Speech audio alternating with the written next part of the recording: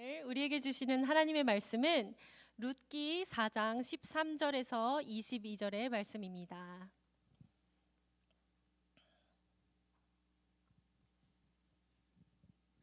룻기 4장 13절에서 22절의 말씀입니다.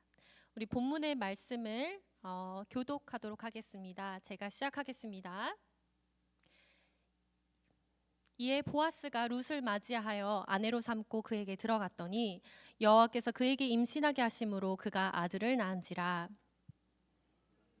나오미에게 이르되 찬송할지로다. 여호와께서 오늘 내게 기업 물을 자가 없게 하지 아니하셨도다. 이 아이의 이름이 이스라엘 중에 유명하게 되기를 원하노라. 이는 내 생명의 회복자이며 내 노년의 봉양자라. 곧 너를 사랑하며 7 아들보다 귀한 내 며느리가 낳은 자로다 하니라. 나오미가 아기를 받아 품에 품고 그의 양육자가 되니 그의 여인들이 그에게 이름을 지어주되 나오미에게 아들이 태어났다 하여 그의 이름을 오벳이라 하였는데 그는 다윗이 아버지인 이새의 아버지였더라. 베레스의 계보는 이러하니라.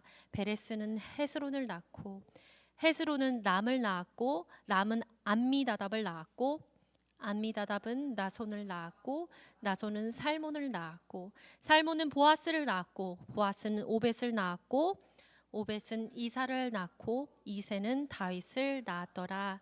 아멘. 잠시 기도하겠습니다. 하나님, 이 자리가 진정 예수님의 뜻에 머무르는 안식의 자리가 되게 하여 주시옵소서. 말씀 안에서 다시 새로워지고 성령으로 뜨거워지게 하여 주시옵소서. 귀 기울입니다. 주님의 말씀이 선포될 때 땅이 흔든다는 그 하나님의 말씀을 의지합니다. 하나님의 일을 보여주시옵소서. 감사드리며 예수님의 이름으로 기도합니다. 아멘. 제 마이크가 잘 들리시나요? 네. 오늘은 그 선택의 열매라는 제목으로 하나님의 말씀을 증거하겠습니다. 우리 먼저 우리 스스로 우리 나드 공동체에 박수를 보냅니다. 우리 순종하시어서 룻기 1장부터 4장까지 읽으신 많은 분들 너무 축복합니다. 우리 박수. 우리 카톡방에 이렇게 말씀을 읽고 나누는 이런 큰 은혜가 있어서 너무 감사하고 이렇게 동참해 주시니 너무 기쁠 따름입니다. 네, 우리 지난 시간에는 헤세드에 대해서 함께 나누었습니다. 여러분 기억하시나요? 헤세드는 단순히 사랑이란 말로 다 설명할 수 없습니다. 헤세드의 변함없는 사랑, 신실한 사랑, 언약을 지키는 충성스러운 사랑이라는 의미가 담겨 있습니다. 특별히 우리는 이 헤세드가 단순히 하나님께서 우리에게 베푸시는 어떤 행동이 아니라 하나님의 성품 자체라는 것을 보았습니다. 하나님은 의리가 있으세요. 여러분 의리 좋아하십니까? 저희 아버지가 굉장한 상남자이십니다. 그래서 딸 셋의 아내 다 여자들을 데리고 아무것도 모르는 그 아프리카 땅에 데려가실 것처럼 참 저도 여자지만 아들처럼 키우셨고 상남자이세요. 그 의리가 참 중요하다고 배웠습니다. 하나님은 하나님의 성품 같아요. 하나님께서 우리를 사랑하신 이유는 우리가 사랑받을 만해서가 아닙니다. 하나님께서 언약을 맺으셨기 때문에, 사랑하기로 하셨기 때문에 그 언약을 신실하게 지키시는 것입니다. 그렇다면 오늘 룻기를 보면서 한 가지 질문을 해볼 수 있습니다. 하나님의 그 헤세드의 사랑, 그 충성된 사랑을 경험한 사람은 어떻게 살아가는가? 헤세드를 아는 사람은 어떤 선택들을 하며 인생을 살아가는가? 룻기는 바로 그 이야기를 보여줍니다. 룻은 자신의 인생에서 여러 번 중요한 선택을 합니다. 그리고 그 선택들은 당시에는 아무것도 아닌 것처럼 보였습니다. 그러나 시간이 지나면서 그 선택들이 하나님 손 안에서 놀라운 열매를 맺게 됩니다. 우리 여러분도 알다시피 룻기의 시작은 아름답지 않습니다. 오히려 모든 것이 무너져 내리는 것처럼 시작을 합니다. 지난 설교에 나눴듯이 그 시아버지 엘리멜렉과 시어머니 나오미가 두 아들 말론과 기론을 데리고 모압 땅으로 내려갑니다. 그런데 그 모압에서 엘리멜렉이 죽습니다. 그리고 그 아들 말론과 기론조차도 죽습니다. 결국 남은 사람은 나오미와 두 며느리뿐입니다. 나오미는 이제 고향 베들레헴으로 돌아가려고 합니다. 그런데 거기서 나오미는 며느리에게 말합니다. 너희는 각자 너희 어머니의 집으로 돌아가라. 첫째 며느리 오르바는 돌아갑니다. 그것이 결코 이상한 선택이 아니었어요. 오히려 이성적으로 볼 때는 당연한 선택입니다.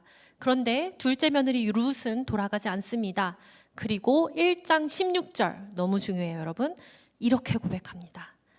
어머니의 백성이 나의 백성이 되고 어머니의 하나님이 나의 하나님이 되시리니. 이것은 단순히 나는 시어머니가 좋아요 라는 말이 아닙니다. 룻은 자신의 인생을 전체를 걸고 어머님의 하나님을 믿기로 선택한 것입니다. 나는 어머니를 따라가겠습니다. 어머니의 백성을 나의 백성으로 삼겠습니다. 그리고 어머니의 하나님을 나의 하나님으로 삼겠습니다. 우리 생각해 봅시다. 룻은 무엇을 보고 이런 선택을 했습니까? 당장 보이는 것이 무엇이었습니까? 풍요가 있었습니까? 안정된 미래가 있었습니까? 좋은 남편을 다시 만날 가능성이 있었습니까?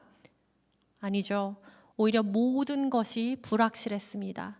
고향 모압을 떠나 베들레헴으로 가면 무엇이 기다리고 있는지 아무것도 모릅니다.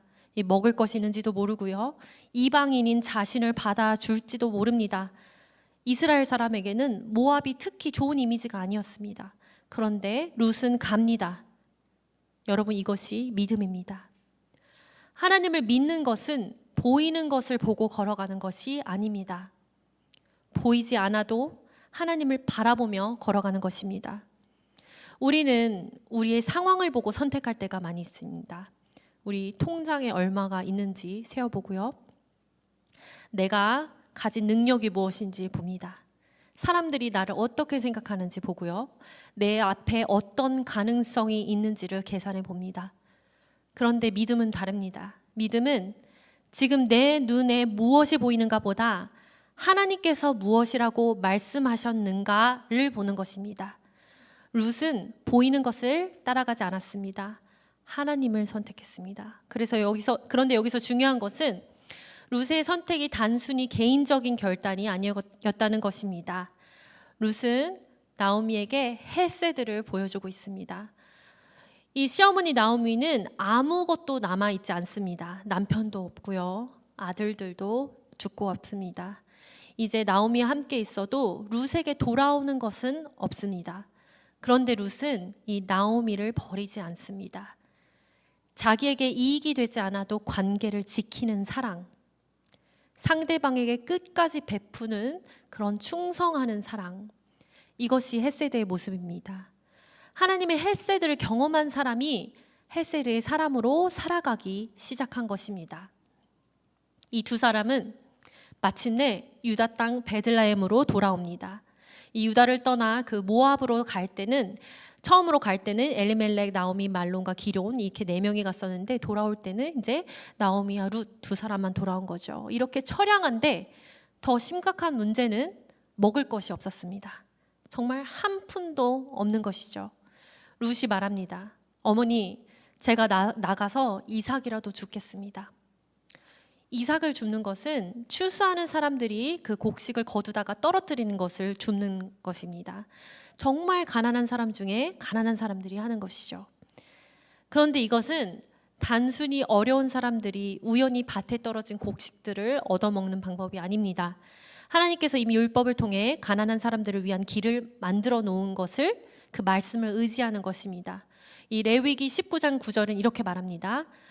밭에 곡식을 거둘 때 밭 모퉁이까지 다 거두지 말고 떨어진 것을 줍지 말라. 신명기 24장 19절에는 곡식을 거두다가 한 뭇을 잊어버렸다면 다시 가지 말고 그것을 나그네와 고아와 과부를 위해 남겨두라 라고 말씀하십니다. 그러니까 룻은 한번 이삭을 주어보자 하고 나간 것이 아니죠. 많이 주울 수 있을지도 모르고 얼마 못 주울 수도 있습니다. 그러나 하나님께서 말씀하신 길이 있기 때문에 그 길을 따라간 것입니다. 그런데 놀랍게도 그 룻이 밭으로 들어갔는데 누구의 밭이었죠? 보아스의 밭입니다. 성경은 이것을 아주 흥미롭게 표현합니다. 룻이 우연히 보아스에 속한 밭에 이르렀다고 기록합니다. 우리 사람의 눈에 볼 때는 우연이죠. 그러나 우리는 압니다. 이것이 모든 것이 하나님의 섭리입니다. 룻은 아무것도 모르고 그냥 이삭을 주러 갔는데 하나님은 이미 그 밭에서 일하고 계셨습니다. 그때 보아스가 밭으로 옵니다. 그리고 일꾼들을 감독하는 사람에게 묻습니다. 저 여인은 누구냐? 일꾼들이 대답하죠. 그리고 이 여인이 어떻게 유다 땅으로 왔는지 알려줍니다. 그러자 보아스가 룻에게 직접 말합니다. 룻기 2장 8절입니다. 내 딸아 들으라. 이삭을 주우러 다른 밭으로 가지 말며 여기서 떠나지 말고 나의 소녀들과 함께 있으라. 그리고 보아스는 계속해서 룻을 보호합니다. 물을 마시라고 하고 일꾼들에게 룻을 건드리지 말라고 하고 그리고 음식을 먹게 합니다. 룻은 초에 찍어 먹고 배불리 먹습니다. 그리고 그 남은 것을 집으로 가져가요. 보아스는 일꾼들에게 말합니다. 곡식 단 사이에서도 줍게 하고 이 여자를 책망하지 말라. 심지어 많이 뽑아내어 일부러 떨어뜨려 주라고 합니다. 그날 룻은 한 에바 정도 줍습니다. 오늘 양으로 생각하면 약 22리터 정도 됩니다. 우리 우유 1리터짜리 약 22개 정도 되는 양입니다. 룻이 그만큼 준 수확물들을 가지고 나오미에게 오자 나오미가 깜짝 놀랍니다. 오늘 어디서 이렇게 많이 주었느냐? 룻이 말합니다. 오늘 제가 만난 사람의 이름이 보아스입니다. 그러니까 나오미가 이렇게 얘기하죠. 그는 우리와 가까운 친족이니 우리 기업을 물을 자 중에 하나이니라. 여기서부터 이제 이야기가 완전히 달라집니다. 기업을 물으다. 보아스는 기업 물을 자이다. 구약에서 기업을 물은다는 개념은 고엘이라는 제도와 연결됩니다. 고엘이 무슨 뜻이냐면 물으다, 되찾다, 구속하다라는 의미를 가지고 있습니다. 이 당시 이스라엘에는 가까운 친족이 가족의 어려움을 대신 짊어지는 제도가 있었습니다. 이 크게 세 가지 관념이 있는데요. 계대 혼인, 그러면 형제가 함께 살다가 한 사람이 자녀 없이 죽었을 경우에 그 형제의 아내를 맞이하여서 그 죽은 형제의 대를 이어가도록 하는 규정이 있었습니다. 그러니까 자녀가 태어나면 그 자녀는 죽은 형제의 이름과 가문을 이어가는 것이지요. 정말 쉬운 일이 아닙니다. 자신의 이름과 자신의 유익만을 위해서 살아간다면 하기 어려운 선택이지요. 성경에서는 이 제도를 거부한 자가 나오지요. 이름이 오난입니다. 이 야곱의 손자이자 유다의 둘째 아들 오난은 맏형 엘이 죽자 당시 관습에 따라 이 형수 다말과 동침하여 형의 대를 이을 자손을 낳아줄 것을 아버지 유다가 부탁하죠. 그러나 오난이 생각할 때에 이 태어날 아기가 자기 아들이 되지 않고 형의 이름으로 상속될 것을 알고 이 다말과 동침만 하고 이 의무를 회피합니다. 그리고 그의 이기적인 동기가 하나님의 명령과 의무를 거부한 행동으로 여겨져서 하나님께 벌을 받아 죽게 되지요. 이 물으다, 되찾다, 구속하다라는 의미를 가지고 있는 고엘 제도는 두 번째로 기업도 물게 됩니다. 무슨 말이냐면 가까운 친족이 가난해서 이 땅을 팔게 될 때에 그 친족이 대신 그 땅을 사서 되돌려줄 수 있었습니다. 하나님의 백성이 하나님께서 영원히 땅을 잃어버리지 않고 가난 가운데 머물지 않도록 이 하나님께서 희년의 제도까지 마련해 놓으신 거죠.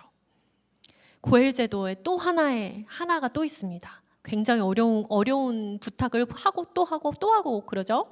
셋째는 피를 갚는 친족의 역할입니다. 이 가족이 억울하게 죽었을 때 그 친족이 그 책임을 감당하는 것과 연결됩니다. 이처럼 고엘은 단순히 친척이란 뜻이 아닙니다. 이 가족이 어려움을 처했을 때 자신의 것을 내어놓아 그 가족을 회복시키는 사람입니다. 그렇다면 이 보아스가 기업을 물은다는 것은 무엇을 의미할까요?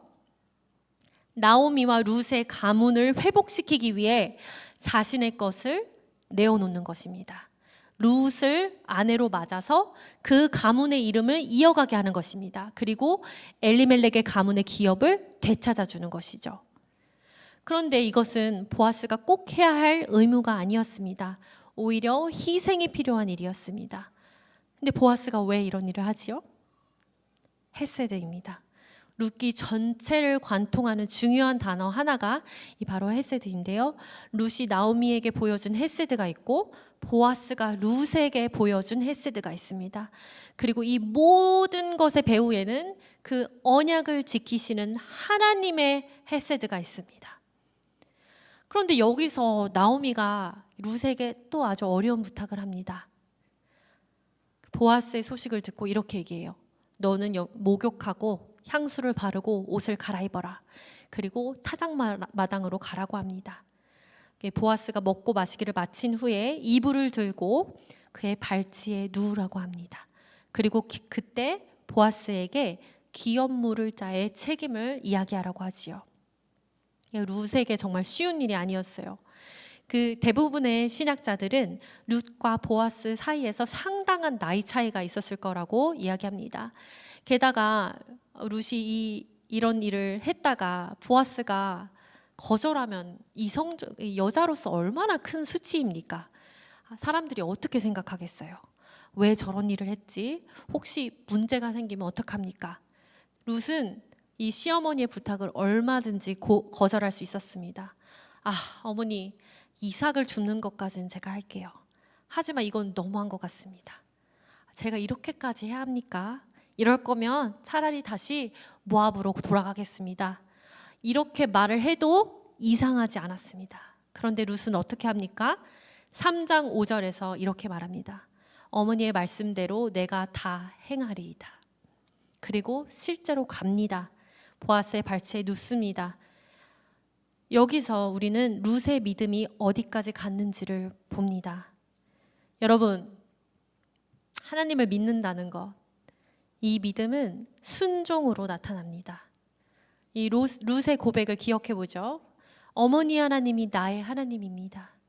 그리고 이제 그 고백이 행동으로 나타납니다. 이 하나님을 믿는다고 이렇게 말로 얘기하는 것은 정말 쉽지요. 여러분, 이 자리도, 제가 선 자리도 참 무서운 자리입니다. 말로 내뱉는 건 정말로 쉬워요.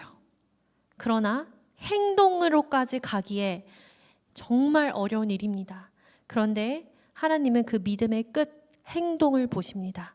하나님을 믿는다고 말만 하는 것이 아니라 하나님께서 나에게 손해를 요구하시는 것처럼 보일 때도, 내가 이해하지 못할 때도, 내 자존심을 내려놓아야 할 때도 하나님은 우리에게 순종, 그 믿음의 결과물을 보십니다. 믿음의 최종적인 열매는 순종입니다. 그날 밤 보아스가 깨어서 발치에 있는 룻을 발견합니다. 그리고 묻습니다. 내가 누구냐? 룻이 대답합니다. 나는 당신의 여종 룻이오니 당신의 옷자락을 펴 당신의 여종을 덮으소서. 이는 당신이 기업을 물을 자가 됨이니이다. 여기서 룻이 옷자락을 펴달라고 하는 것은 단순히 이불을 덮어달라는 말이 아니라 보아스에게 보호와 책임을 요청하고 있습니다. 저를 책임져 주십시오. 우리 가문을 회복시켜 주십시오. 그런데 이 보아스의 반응이 놀랍습니다. 3장 10절에서 보아스가 이렇게 말합니다. 내가 베푼 인애가 처음보다 나중이 더하도다. 여기서 이 인애로 번역된 단어가 바로 헤세드입니다. 보아스는 룻이 보여준 그 헤세드를 알아봅니다. 룻은 젊은 남자를 찾아갈 수도 있었어요. 가난하든 부유하든 자신에게 더 좋은 조건의 남자를 찾아갈 수도 있었습니다. 그런데 룻은 그렇게 하지 않았어요. 나오미의 가문을 생각하고 죽은 남편의 이름과 기업을 생각했습니다. 그리고 보아스에게 왔지요. 보아스는 그 선택을 보고 말합니다. 당신이 보여준 헤세드가 처음보다 지금이 더 큽니다. 그리고 보아스도 자신의 헤세드로 응답을 하지요. 내가 반드시 이 일을 해결하겠습니다. 그런데 우리 중하 형제님이 이것을 이 세대의 신데렐라 스토리라고 얘기를 했지요. 한 가지 문제가 있었습니다. 보아스보다 더 가까운 친족이 한 명도 있었어요. 보아스는 룻을 그냥 데리고 가지 않았습니다. 자기 마음대로 하지 않았어요. 하나님께서 정하신 질서를 따릅니다. 그는 이 가문의 가장 가까운 친족에게 먼저 묻습니다. 당신이 가장 가까운 친족인데 기업을 물으겠습니까? 그래서 처음에는 그 사람이 내가 물으겠다라고 얘기를 했어요. 그런데 그의 입장을 생각해 볼 때는 지금 이 가문에 그 나오미와 며느리만 있고 여자들뿐이 없으니 어차피 이 자손의 땅은 내가 사도 내 땅이 되는 것이에요. 그런데 이 보아스가 자세히 설명합니다. 당신이 잘 모르는 것 같은데 이 말은 그 땅만 사는 것이 아니라 모압 여인 룻을 아내로 맞아야 합니다. 그리고 그 땅과 자녀의 권리는 당신의 것이 아니라 죽은 사람의 이름을 이어주는 것이 됩니다. 이렇게 설명하자 그 사람이 말합니다. 그렇다면 나는 못하겠습니다. 왜 그럴까요? 이게 계산기 둘러보면 당연히 손해가 되기 때문입니다. 자기 것을 내어놓아야 하기 때문입니다. 결국 보아스가 모든 장로들 앞에서 선언하지요. 4장 9절 여러분은 오늘 내가 엘리멜렉과 그의 자손 기럯과 말론에게 있던 모든 것을 나오미의 손에서 산 일에 증인이 되었습니다. 그리고 룻도 아내로 맞이하겠다고 선언합니다. 보아스는 자신의 이익을 계산해서 선택한 것이 아닙니다. 자신의 것을 내어놓았고 한 가정을 회복시키는 선택을 합니다. 이것이 보아스가 보여주는 헤세드입니다. 여기서 잠깐 그 나오미가 했던 말을 기억해야 합니다. 룻이 나오미가 말한 대로 모든 일을 순종하고 돌아왔을 때 나오미가 말합니다. 기다려보자꾸나. 우리 인생에서도 이런 순간들이 있습니다. 우리가 할 수 있는 것들이 있습니다. 기도해야 하고요. 순종해야 하고요. 최선을 다해야 합니다. 하나님께서 맡기신 일을 해야 합니다. 룻처럼 이삭을 주우러 가야 하고, 근데 어느 순간부터 우리가 할 수 없는 일이 있습니다. 시험 공부 열심히 했는데 난 최선을 다했는데 결과는 하나님께 있는 거죠. 그때는 기다려야 합니다. 순종은 여러분 행동하는 것만이 아닙니다.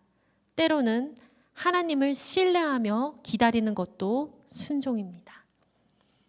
룻은 자기가 할 수 있는 것을 다 했습니다. 그리고 이제 보아스가 움직입니다. 그때부터 하나님께서 일하십니다. 그리고 마침내 보아스는 룻을 아내로 맞이하고요. 룻이 아들을 낳습니다. 그 이름은 오벳입니다. 그리고 고향 사람들이 나오미에게 와서 축하하고 축복의 말을 막 전해요. 여호와를 찬양하라. 당신이 빈손으로 돌아왔는데 이렇게 신실하게 하나님께서 대를 잇게 하셨군요. 사실 이 아이를 통해 가장 큰 유익을 얻은 사람은 나오미였죠, 여러분. 그런데 성경은 놀라운 방식으로 이 이야기를 기록합니다. 이 룻기 마지막에는 족보가 나오지요. 보아스가 오벳을 낳고 오벳이 이새를 낳고 이새가 다윗을 낳습니다. 우리가 세상을 살아갈 때 이 오벳이 나오미의 집안의 자녀가 되는 게 맞다고 했잖아요. 근데 성경은 그렇게 기록을 하지 않아요. 보아스의 자녀라고 나와요. 족보에 그렇게 나옵니다. 이게 하나님이 그렇게 보신 것이에요. 이 계보를 보아스의 자녀라고 합니다. 그리고 그 이후의 후손들이 그렇게 이 계보를 바라봅니다. 하나님의 시선은 다릅니다, 여러분. 우리의 믿음의 사람들의 그 순종으로 구원의 역사를 이어나가십니다. 룻은 이방 여인이고 더군다나 모압 여인입니다. 그런데 하나님은 룻과 같은 순종의 사람을 하나님의 구원 역사 안에 넣으셨습니다. 그리고 마침내 이 계보는 예수 그리스도까지 이어집니다. 마태복음 1장에 나온 예수님의 족보에 룻의 이름, 모압 여인의 이름이 기록됩니다. 사랑하는 성도 여러분, 룻이 살았던 시대는 어떤 시대지요? 사사 시대입니다. 어둡고 혼란했던 시대였습니다. 사람들이 하나님을 떠나는 시대였습니다. 각자 자기 소견에 옳은 대로 살았습니다. 그런데 성경은 그 시대의 마지막에 룻의 이야기를 기록합니다. 왜 그렇습니까? 하나님께서 그 어두운 시대에도 일하고 계셨다는 것을 보여주시기 위해서입니다. 이 사람들은 아무것도 모르지요. 베들레헴의 작은 밭에서 한 이방 여인이 이삭을 줍고 있는 것을 보았을 때 그것이 전부라고 생각했을 것입니다. 그런데 하나님은 그 밭에서 다윗을 준비하고 예수 그리스도 구원의 역사를 준비하고 계셨습니다. 다윗을 통해 하나님이 왕권을 보여주셨고 궁극적으로 다윗의 자손으로 오실 예수 그리스도를 준비하고 계셨습니다. 그래서 우리는 쉽게 말하지 말아야 합니다. 이미 끝났다. 이 시대에는 소망이 없다. 우리 청년부 끝났어. 저 사람에게는 소망이 없어. 다음 세대는 안 돼. 이 세상이 너무 타락했어. 아무도 하나님을 믿지 않아. 물론 때때로 우리 눈에는 그렇게 보일 수 있습니다. 그냥 아까 예를 든 거예요. 그렇다고 한 게 아니라. 그러나 룻이 살던 시대, 사사 시대도 그랬습니다. 어두웠어요. 그런데 하나님은 일하고 계셨습니다. 사람들이 보이지 못하는 곳에서 일하고 계셨습니다. 그리고 한 사람의 순종을 통해 다음 세대를 준비하고 계셨습니다. 성경을 보면 항상 그래요. 이 타락한 시대에 그 하나님을 예배하는 그 한 사람을 하나님은 그 사람을 통해 구원의 역사를 이뤄나가십니다. 그 예배하는 한 사람. 여러분, 하나님을 전심으로 예배하십니까? 예배하는 인생을 살고 계십니까? 하나님은 여러분의 다른 것을 보는 게 아니라 그 예배하는 그 마음, 하나님을 전심으로 의지하고 찾는 그것을 기다리고 보십니다. 오늘 우리가 기억해야 할 것은 이것입니다. 룻은 자신의 선택이 어디까지 이어질지 몰랐습니다. 모압을 떠날 때 몰랐고요. 나오미를 따라 베들레헴으로 올 때 몰랐습니다. 이삭을 주우러 갈 때도 몰랐고 보아스의 밭에 들어갈 때도 몰랐습니다. 보아스의 발치에 누울 때도 몰랐고요. 그런데 모든 일을 마치고 기다릴 때도 몰랐습니다. 그런데 하나님은 룻의 모든 선택들을 하나님께서 사용하고 계셨습니다. 룻의 선택을 한 문장으로 정리하면 무엇입니까? 헤세드에 의한 선택입니다. 룻은 자기에게 이익이 되는 선택을 한 것이 아니라 자신이 믿는 하나님과 그 하나님께서 주신 관계에 충실한 선택을 했습니다. 나오미를 버리지 않았고 하나님을 선택했습니다. 하나님의 말씀에 순종했습니다. 자신의 유익보다 그 가문의 회복을 선택했습니다. 보아스도 역시 자신의 이익보다 한 가정의 회복을 선택했습니다. 자신의 것을 내어놓았습니다. 이렇게 이 사람들의 헤세드가 하나님의 그 신실하신 사랑 안에서 연결되었습니다. 그리고 하나님께서 그 선택들을 사용하셔서 열매를 맺으셨습니다. 나오미의 가문이 회복되고 새로운 가정이 주어지고 그리고 다윗이 나옵니다. 이 계보는 마침내 세상 만민을 구원하시는 예수 그리스도께로 이어졌습니다. 이것들이 여러분 선택들의 열매입니다. 아멘. 그러니까 여러분 지금도 하나님이 일하고 계십니다. 그러므로 우리 상황을 보지 맙시다. 우리의 부족함을 보지 맙시다. 이 시대의 어두움을 보지 말고 우리가 가진 것과 우리의 능력만 바라보지 맙시다. 우리 하나님을 바라봅시다. 그리고 하나님께서 말씀하신다면 그걸 선택하는 것입니다. 그리고 순종하는 것입니다. 손해를 보더라도 이 충성스러운 사랑을 선택할 때에 하나님께서 열매를 맺으십니다. 그 오늘 우리가 심는 믿음의 선택이 내일 어떤 열매를 맺을지는 우리가 알 수 없습니다. 그러나 하나님께서는 아시고 지금도 일하고 계십니다. 기도하겠습니다. 하나님 아버지,